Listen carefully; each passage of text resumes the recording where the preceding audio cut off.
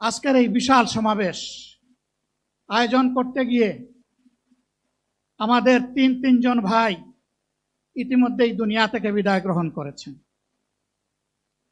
খুলনার দাবকুপ উপজেলার আমির জনাব মৌলানা আবু সাইদ বিদায় নিয়েছেন। পাবনার বয়োজ্যেষ্ঠ একজন মুরব্বী জনাব মুস্তাফিজুর রহমান, তারা এই আয়োজনে আসতেই পারেননি। আসার পথেই আল্লাহ তাআলা তাদেরকে তার কাছে তুলে নিয়েছেন। আরেকজন ভাই এখানে অসুস্থ হয়ে তিনিও ইন্তেকাল করেছেন, শাহ আলম। মহান রবের দরবারে দোয়া করি আল্লাহ তাআলা তাদের উপর রহম করুন, তাদেরকে ক্ষমা করুন, জান্নাতুল ফেরদাউসের নিয়ামত তাদেরকে দান করুন, তাদের আপনজনদেরকে আল্লাহ তাআলা সবরে জামিল আতা করুন। সম্মানিত ভাইয়েরা, আবু সাইদরা যদি বুক পেতে না দাঁড়াতো, এই জাতির মুক্তির জন্য যদি বুকে গুলি লুফে না নিত, হয়তোবা আজকের এই বাংলাদেশটা আমরা দেখতাম না।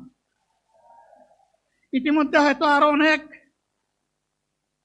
মানুষের জীবন ফ্যাসিবাদীদের হাতে চলে যেত। 24-এ জীবন বাজি রাখা এই যুদ্ধটা যদি না হতো, তাহলে আজকে যারা বিভিন্ন ধরনের কথা এবং দাবি দাওয়া পেশ করছেন, তারা তখন কোথায় থাকতেন?